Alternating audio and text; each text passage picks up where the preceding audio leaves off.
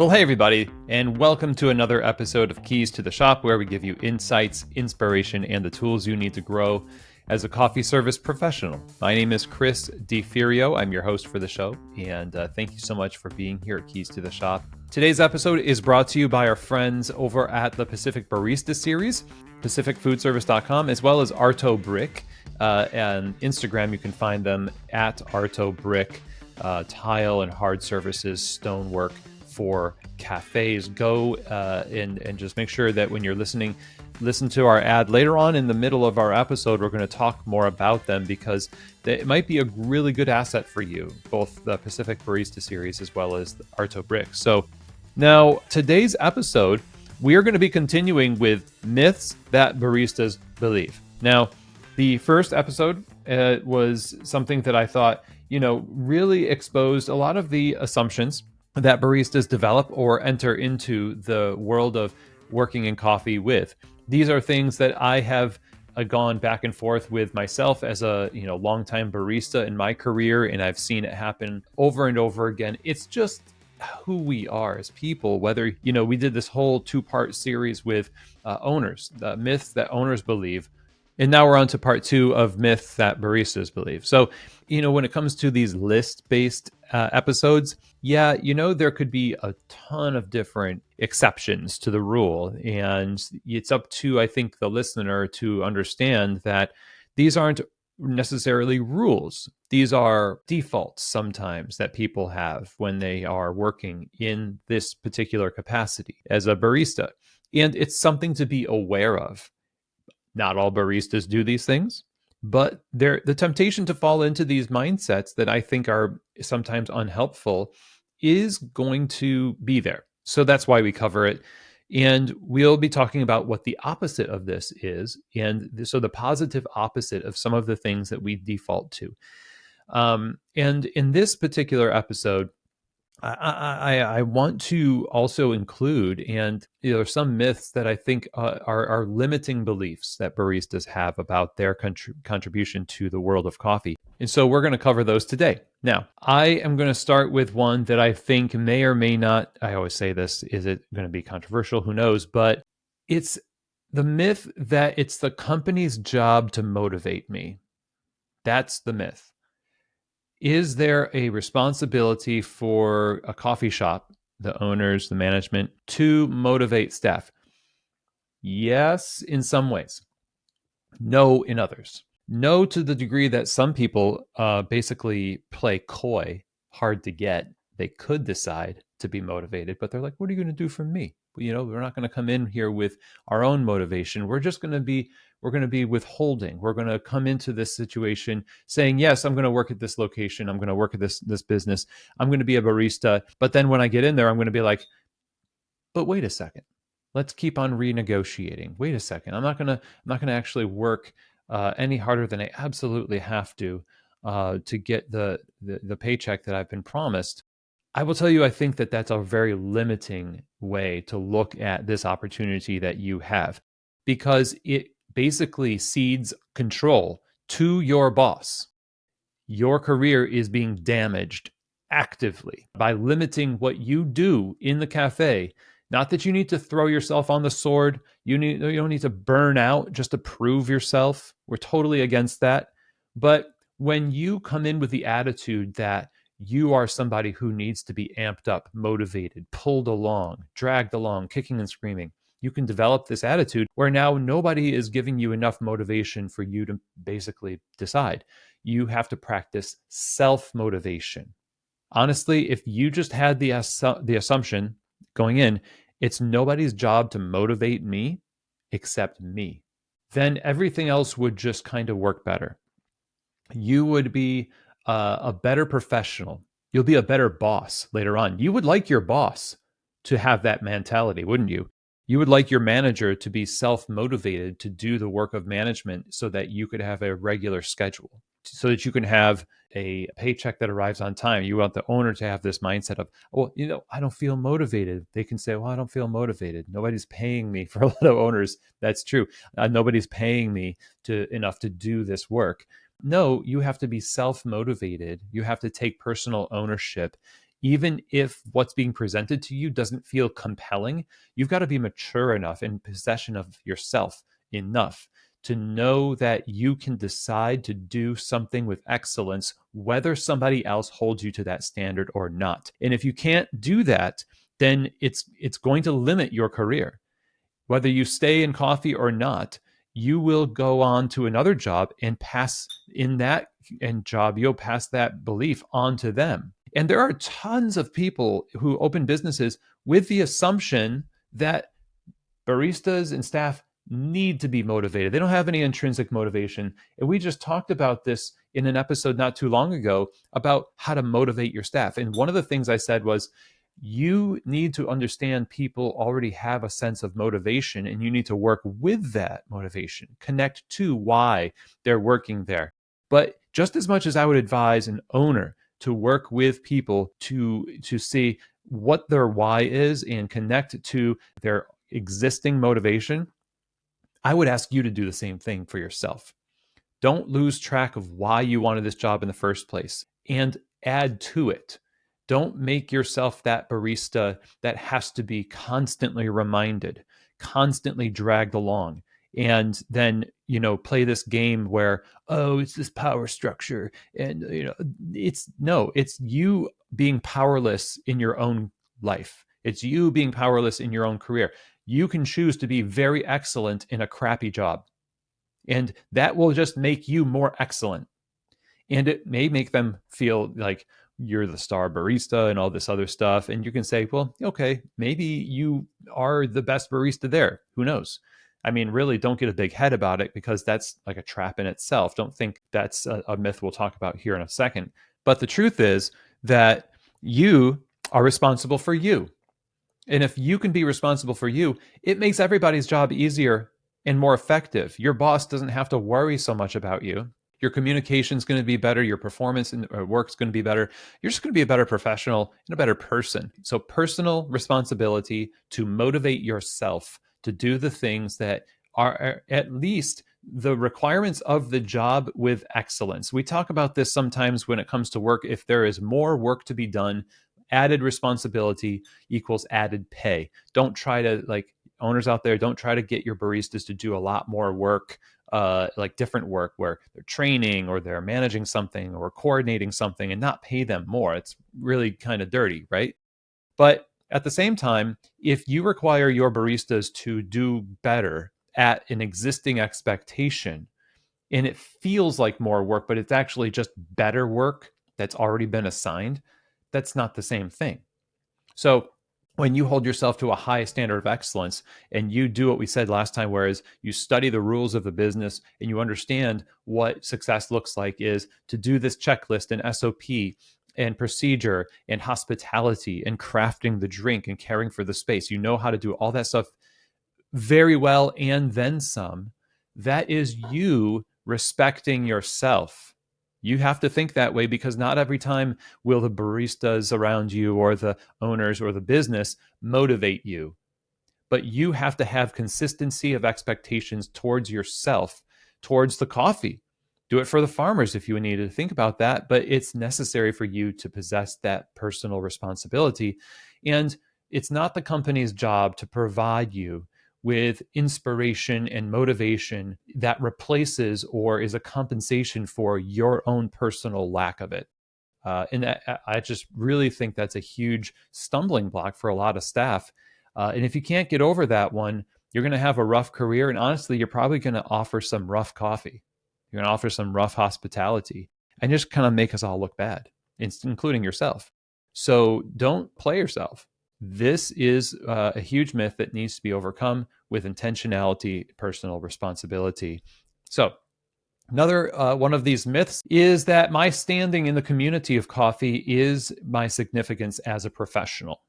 This is one where I think it is a limiting belief in a myth that baristas have, where if they're not a famous barista, if they aren't, there are personalities in coffee. They may not be even champion baristas. So let's not go to the competition realm of things. They might not win competitions, but they're a character. They're always referenced. They're always talked about. Oh, this person is such an inspiration. And it's easy to think, I want to be like that person. And you can draw inspiration from them in some ways that are not toxic. You're not this kind of death by comparison. So this really is something that makes you doubt your significance in the industry because you can't see people loving you, because you can't hear people talking about you. And if you're not being obviously given this affection or attention, or conversations not focused on you, or accolades are not associated with your name within the community of coffee, then your significance is in jeopardy, is in doubt. And you're just like kicking rocks. You're like, oh, nobody likes me. I'm not really that significant. Well, what you need to know is, first of all, a lot of the biggest names and a lot of the biggest personalities do basically nothing different than what you do. It just happens to be that they were at the right place at the right time. And now, in actuality, they're kind of saddled with some kind of a platform that they have to perform on, but they're not that different than you. They're not doing really anything different than you. They're making coffee and serving customers. And they're not even really making better coffee than you.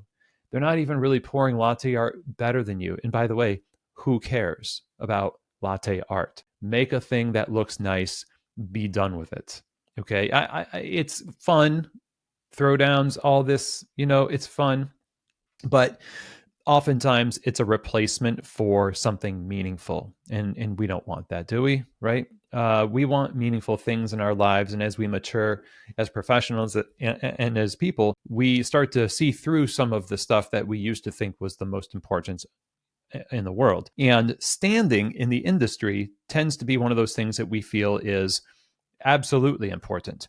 And even if I can just be, associated with those people, it would make me feel like I'm part of the in crowd, like I was part of the community and I made something or I did something. The only problem we have there is really it's the work you do over time that contributes to the industry, that creates meaningful memories of what you did that can make you feel like you have made a difference.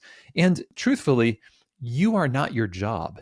Let's also figure out this or talk about the fact that we in coffee can tend to be this passionate group of people. We pour our hearts and minds and souls into this work, and then when somebody does something that makes us feel bad, it's like all of us feels bad, and or we feel insignificant, then all of us feels insignificant because we don't really have a root in ourselves. We don't, our sense of self is too closely associated with professional accolades, professional achievements. And I have been there so many times, and that the specter of it and the hint of it still remains through podcasting, through consulting. I'd be lying if I said that these temptations are just somehow I'm immune because I'm this long in the industry. It doesn't stop. But what does happen if you do the right thing is you become stronger as a person. You become more discerning in what you allow to affect your heart, and your standing in the community doesn't hold as much weight anymore later on in life. Once you've gone through a lot of life, you realize it is just coffee.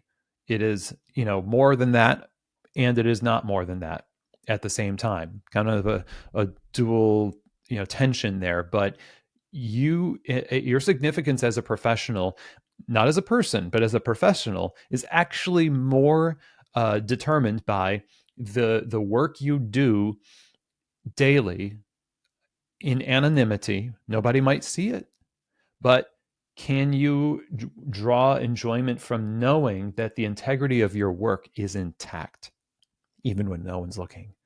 That you can't replace that satisfaction with a trophy, with the standing in the community, because honestly, most of the people who amp each other up in the world of coffee don't really know each other as well as it looks like they do.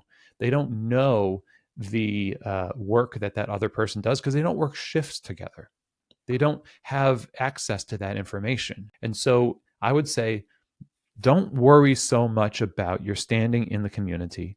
Worry about where you're standing and create for yourself this integrity of work and meaningfulness in small ways that accumulate over time. So you are impressing yourself with this stuff. Again, back to like self-motivation and personal responsibility. If you can't cultivate this, you're just going to be tossed around by the wind of the industry to tell you you are or are not significant. It's like a constant voting of hot or not. Like, am I a good barista or a bad barista today? It depends on what the community says. Well, screw them. We don't need them to tell you that you're doing a good job.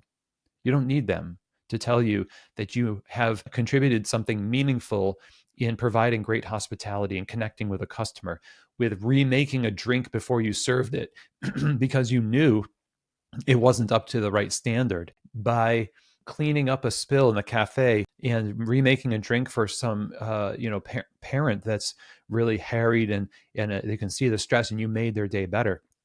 Those things are not rewarded necessarily in the industry. And thank goodness they're not. They are protected by being anonymous. And that's where they retain their meaning. They're not meant to be thrown up onto a pedestal and shine. We don't want to shine a light on those things. It would kill it.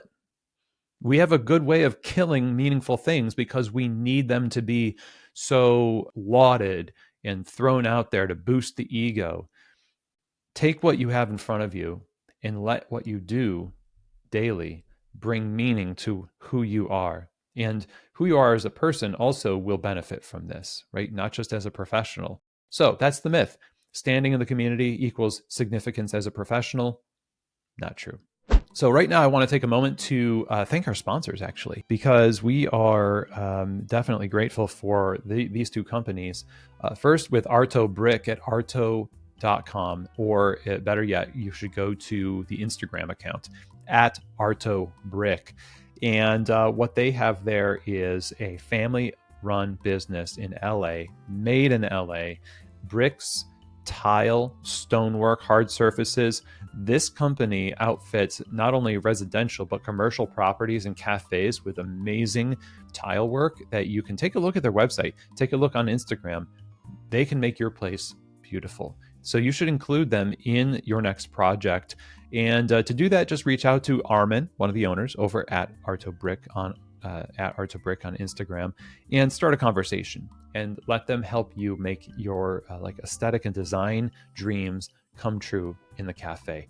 So really thankful for them. Now, I also want to thank our sponsors today over at the Pacific Barista Series. You can go to the website pacificfoodservice.com, and there you will see all of the options of different types of plant-based beverages. You can get them in your store, try them out for yourself. Just reach out to them. It stands up to the heat from the steaming process, creates great texture, and it also keeps the balance of the beverage focused on the coffee. These people have crafted not only an amazing product, but an amazing company that supports the people who make the product sing. And so I really love them. So I think you will too. Go to their website, pacificfoodservice.com. So we want to go to another myth here. If I'm not happy in my job, it's because it's not the right job for me. And that is a myth in a lot of ways. Your happiness in your job will go up and down. A lot of people call quits on a job before they actually learn a lesson. I've been working in coffee, and before I started doing consulting work and Keys to the Shop full time, right up through 2020.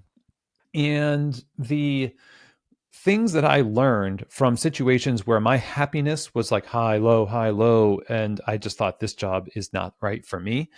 But then I realized what was happening was part of me was being shaped by it.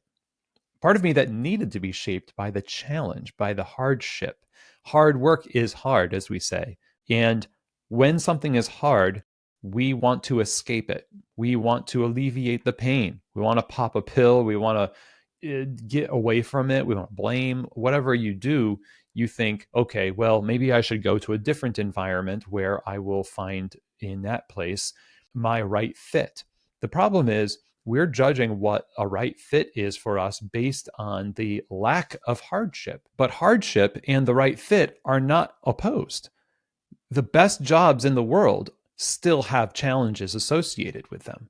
It's just, are we mature enough to see that the hardship of a job is a forming process and not an against me process. So it's forming, it's for me, it's not against you. It is there to be used as a means to develop you. And if I wanted to just, give an exception to the rule, if it was like really a bad job, right? You could still learn a lot from it. And I've definitely been there too. But the point is, I think we just kind of broad brush anything that feels less than ideal with being wholly toxic, totally wrong. I need to go to a place where I can really express myself and I don't have these hardships and I don't feel like it's hard. Feeling hardship is part of good work. Meaningful work is not as taxing as work that feels like it's difficult, but it's also not something that either I believe in or something that I don't want to have to subject myself to toxic bosses. Those people do exist, but going to a job that is right for you that job will still have some hardships, and you will. And by the way, you bring your emotions to work, and you will feel bad. Certain days you'll just feel bad. And if you're not practiced at realizing that you are in the driver's seat of your emotions and you are responsible for you, what you'll do is you'll make everybody else responsible for you. It'll be your boss's fault. Whoa, really convenient. Nice one. You're a real professional. you know, yeah, it just happens that we want to be given a lot, but we're not willing to concede that part of what we bring to the work is a determinant of how that work is processed in our minds. Like we are the ones in the driver's seat. So just because you're not happy in a job, it doesn't necessarily mean it's the wrong job for you. It may mean you're just unhappy. And it could be something way deeper. It's not the job per se, it could be you. But you could go to this job with a discipline of examining your attitude going in. You could go in at least acknowledging, I feel this way. Acknowledge it, speak it out in your car, write it down in a journal. Today, I feel this way. But when I go into work, I am determining to feel this way. And I will practice these things for these reasons.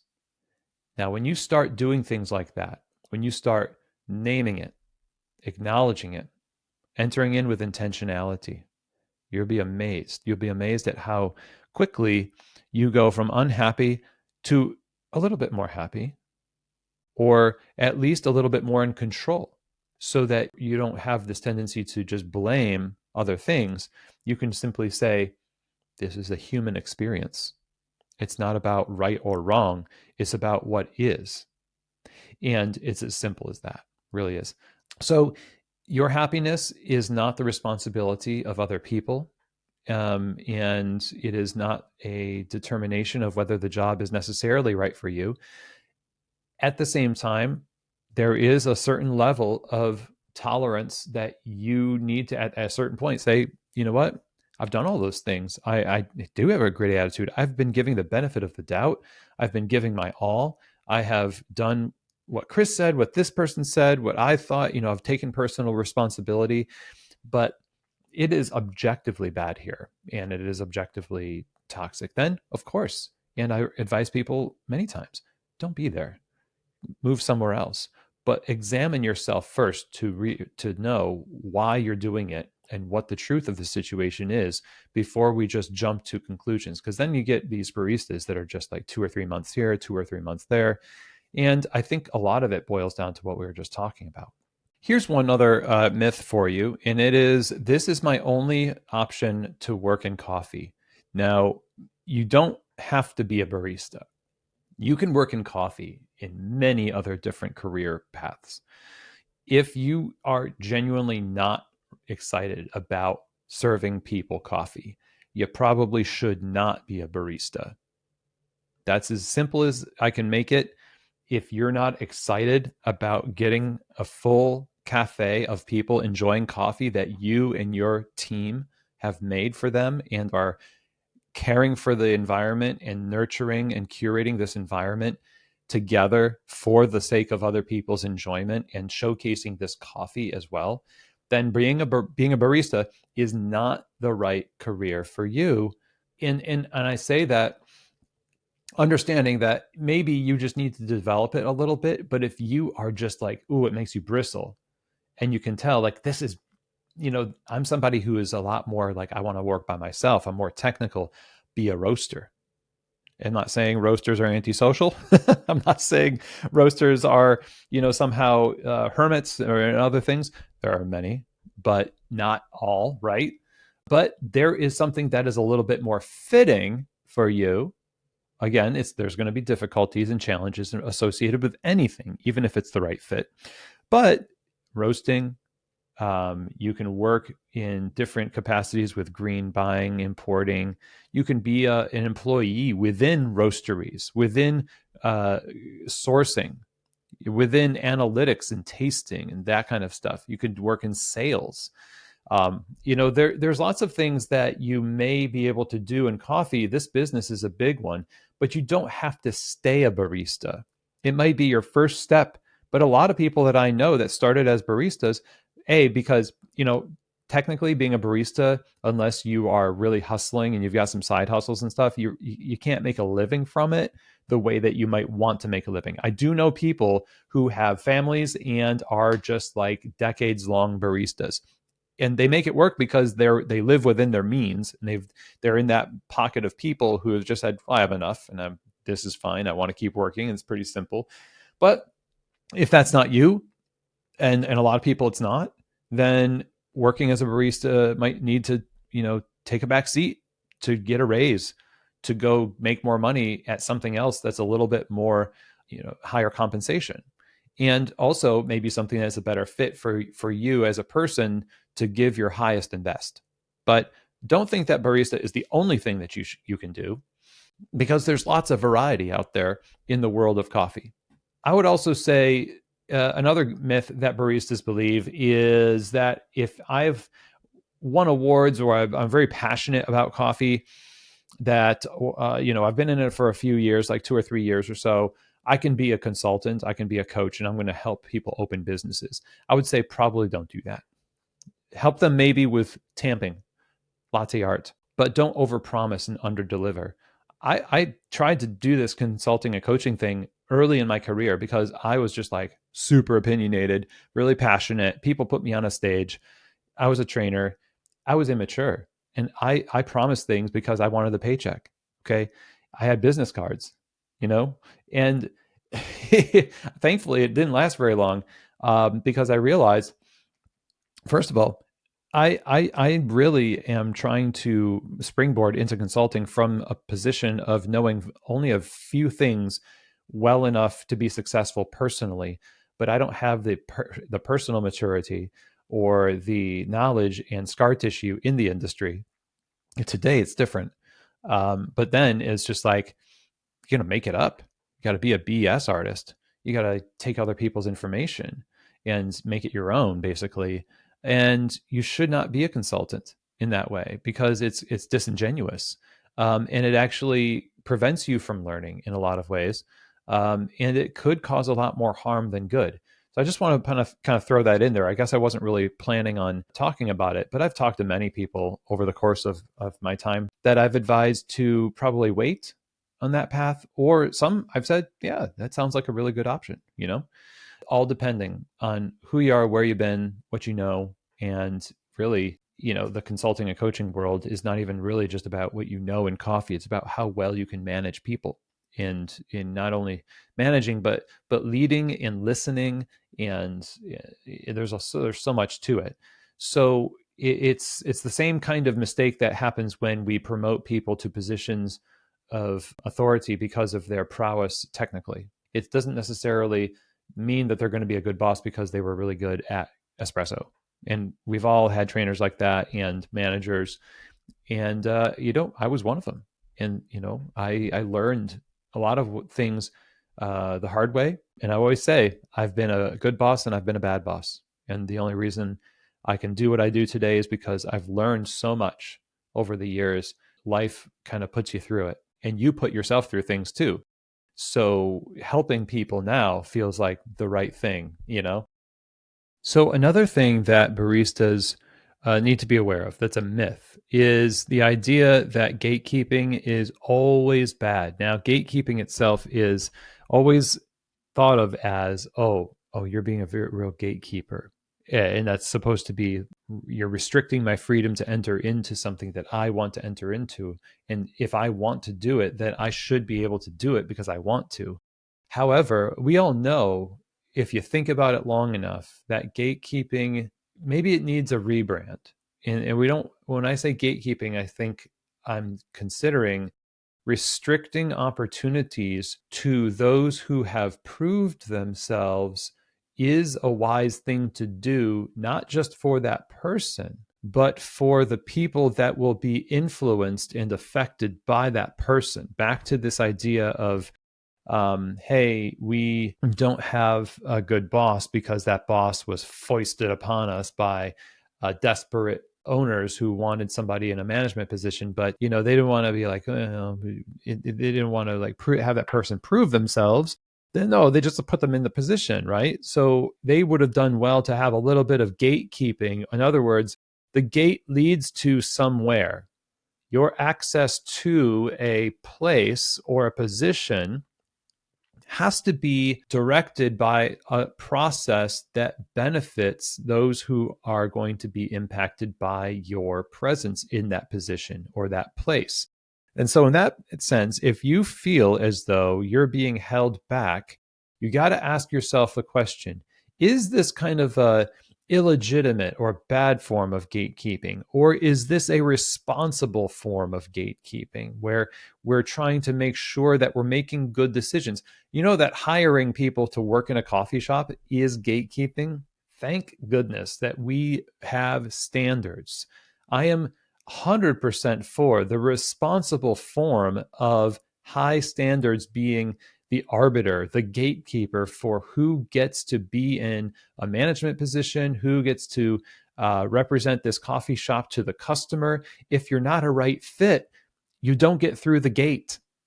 Now, gatekeeping in the sense where it's a bad thing is when people are possessive. They're not generous. They're people who are just there to keep others away from success. So it's a mindset. And I think when we hear gatekeeping in the industry, what we often think is, okay, that's somebody who is simply hoarding information, hoarding opportunity. They're not allowing people who are legitimately good fits for these opportunities to have the opportunity because they want the power for themselves or they want the information for themselves. Now that sucks and that's bad gatekeeping. But keeping a gate is part of how we continue the standard of delivering good quality service and hospitality and leadership in the business. And it has more to do with a disposition of the mind, the one that is based on generosity, yet having high standards as a tool to serve the well-being of all people affected by it. That person looks out from the gate to see who wants to come in. Bad gatekeeping is when people are thinking, hey, this is my gate. Nobody's going to get through. Not one person. And that's the way I like it. Now, I'm giving this concession because I think it's necessary to say, because I don't want people to think, well, Chris is for gatekeeping, especially around coffee information. People like to think of gatekeeping that way a lot of times. Like, you don't get to learn this information because we don't think you can handle it. That usually is a bad thing. Now, on the other hand, let's say that somebody wants to learn a lot about a small business operation. Let's say a barista, for example, is working in a coffee shop. They're having a real hard time just kind of like doing good work behind the bar. It happens. And they keep on having to be reminded about things, but they're reasonably good at their job. But there's some major things that they know the manager or the trainer really wants them to work on because they're still learning. And at the same time, they have passion for coffee. They have an aspiration to do great things in coffee. So what they go and do is they say, hey, I want to be involved in the weekly cuppings in the roastery. Now, again, this is a person who has yet to learn some of the basics of the role. And a boss might say, well, not quite yet. Now, that person might be a little bit miffed by this and say, well, that's gatekeeping. I should be able to enter into all of these things that I have passion and interest in. However, I think sometimes a responsible manager and trainer would say, but there's a certain sense of responsibility that has to be demonstrated to earn or to at least develop in a person here at this business in order for that next piece to be granted. The reason why is because, and I've seen this many times, people who are actually not that great at their jobs or have really first principle things to work on want to go to way over here, like way on, on top. They want to go compete on a national stage, but they can't close the cafe very well. It's gatekeeping and all this stuff because they don't send me to the competitions. And you have to ask yourself, am I a very excellent barista in all the things that I do that I know are standards for my performance? And maybe that gatekeeping that you think is gatekeeping is actually just, we would love to welcome you to these opportunities, but these opportunities are not, they're not for everyone, not based on who they are, but it is performance based a lot of times. But it's a lot of it for the benefit of the person. It wouldn't be kind to you to put you up on that stage, just as much as it wouldn't be kind to your baristas as a manager if you were put into a management position before you were mature enough to handle the authority and the power of that position well, because now they're going to have to deal with you learning on the job. So there's a little bit more nuance to the conversation about gatekeeping. You have to determine, is this something that's an arbitrary, vindictive, small-minded, closed-off gatekeeping, or is this a reasonable, generous, people-focused, welcoming, but also measured method of organizing opportunity? That's a different form. So it's not always, terrible. Sometimes it can be beneficial. We just have to have a little bit more of a mindset to examine, what is it that I'm seeing right now? And how can I examine myself to know that maybe it was that I got passed over for the promotion because of something that I was doing. I've definitely seen this in my own career. And I've heard people complain a lot about, what their opportunities they think they wanted or deserved. And I know their performance, in the basics was awful, like just bad. And the reason they didn't get it is because of that, but nobody had the temerity to say anything to them about it for so long. Now we're never going to say it to them. They're left thinking it's always that they were doing a good job. And it's unfair to them to let them think that they were doing a good job, because now they're going to think that everything is against them, when it was simply the timidity of leadership to not go in and help them develop themselves. So where those opportunities would have been a, heck yeah, we're going to have this person in there. Instead of that, we just end up with a lot of avoidance, a lot of hurt feelings.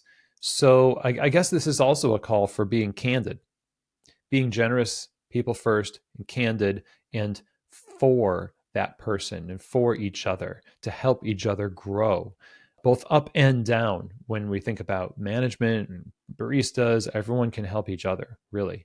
Now, the last myth I want to talk about is that you shouldn't really expect very much from your boss. And it kind of comes back to that first myth that we talked about in the part one, that, your boss is, out to exploit you. It's loosely related in that, because you might think of a boss or a manager as somebody who's, don't expect much from them, because you know how bosses are. Actually, what I just said earlier, that we need each other, bosses need people who will not do their job for them, but accountability kind of goes both ways. Think about the Bruce Tulgan book, It's Okay to Manage Your Boss. That's a good one. And it's a managing up is the concept usually attributed to this. But you should, just like I think an owner should expect reasonable, excellent work from a barista. A barista should expect reasonable, excellent work from a manager. But in management and ownership, a lot of exceptions are made. Ask yourself that age-old question. Would you hire you? Do you follow the protocols? How would your performance evaluation look? The performance evaluations that we give baristas are often different than the 360 reviews we give each other, or we do these anonymous, like, how do you think I am as a manager? But we don't have these specific standards for what it looks like to be a manager or an owner. And so people have a hard time determining how to gauge your effectiveness, let alone you knowing how to gauge your effectiveness. So, baristas, it's a myth that you shouldn't expect very much from an owner or manager. You should expect them to do their job very well. And part of you doing your job well means giving the benefit of the doubt that feedback can be processed. Feedback can be helpful. And, don't hoard feedback. We tell managers this all the time.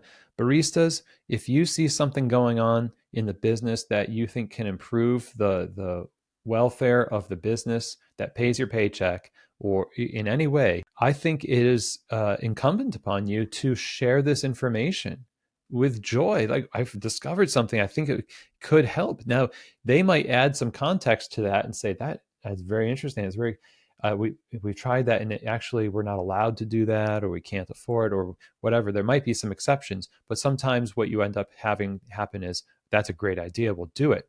Now, I can hear you now. Otherwise, there's also don't bother me with these things. Do your job.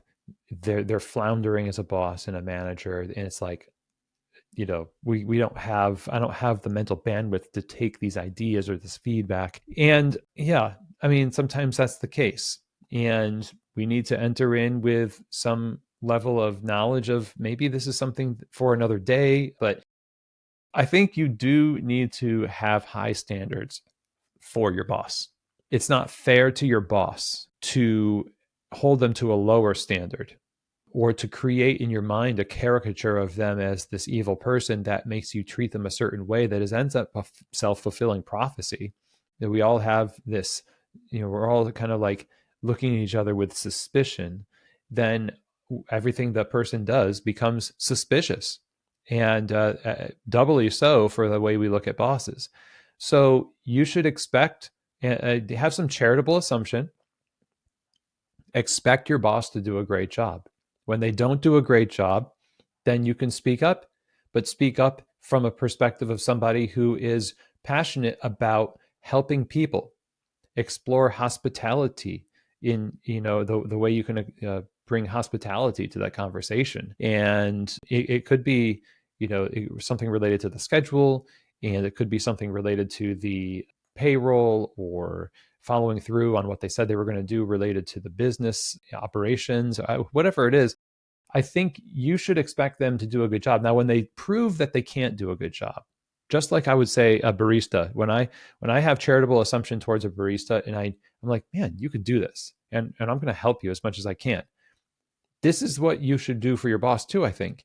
Hey, I know they can be a great boss. I think, I expect great things from my boss, from the manager. And I'm going to, do what I can to make their job successful too, just as much as I would expect them to do the same thing for me. If they prove you wrong, well, then they prove you wrong, and you can remove yourself from that situation. You can leave and go to another job when hey, we've been working here and trying and giving benefit of the doubt, charitable assumption, showing hospitality, doing what I can to help make my boss successful and make this business successful so I can be successful. But it feels like they're not actually reciprocating, and it's not a mutual thing. Now you kind of know that this is not the place for you.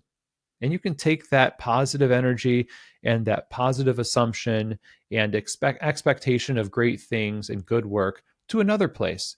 And that mentality that you take with you is less likely to be something harmful to the next culture, right? Because it's based on expecting good things. So it's a myth that you should just kind of expect bad things from your boss and start off on the foot of where you need to be suspicious of them. Rather, we should cultivate some level of charitable assumption towards them and work in that way until they, through the act of their own free will, choose to prove you wrong about those things. And then we have a little bit more of a measured response to that. But that's the last myth I wanted to share. Really, the whole part, I was thinking about part two, related to the myths that baristas believe. And it really, to me, boils down to this one thing, which is your role is significant. You are significant. What you do in coffee is a force multiplier in terms of what coffee can do in the world. And we're not privy to this in every interaction. Every day feels like it's such a drag sometimes. It's just rote memorization. We're just trying to get through. Life doesn't stop on the outside of work when we're inside of work.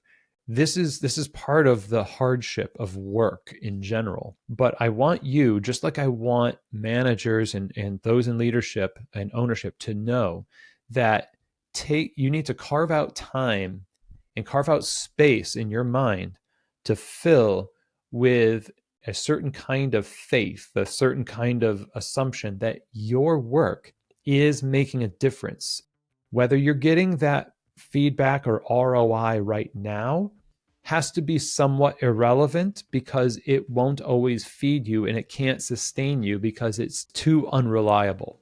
But if you create in your mind this world where you just know, I am putting out into the world the best I possibly can for the people, for myself, for this company, for the farmers, and I'm doing this work. It is significant work. And when you focus on the genuine article, then you are able to tell what the counterfeit is, the distractions, the myths. You don't have to start subscribing to beliefs. Owners, managers, the same thing for you.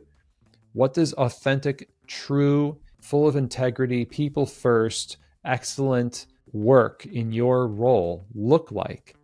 And do that thing. Apprentice yourself to this. And then all the industry distractions and all of the tendencies in our human nature to ruminate and make up and believe myths and blame and incriminate and that kind of stuff, it becomes counterfeit because we know what the genuine thing is, because we have apprenticed ourselves to it and we are fed by it. We are enlivened by it, right? So I think that's really critical here. And it's a great way to end this series of myths that baristas believe. Again, there's probably like dozens more of, for each role in the business. But I hope that this was helpful for you.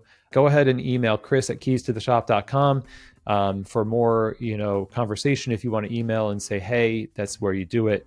Coaching and consulting, that's what we do full time. So if you're interested in working with a consultant and coach for yourself and your team, chris@keystotheshop.com. Otherwise, I hope to see you at the webinar on the 5th of December. Tickets still available. Go to the link in the show notes for the Principles of Cafe Success webinar. Only $99 per person. I'm really excited about it. Hope to see you there. And as always, I hope that this episode has truly given you keys to the shop.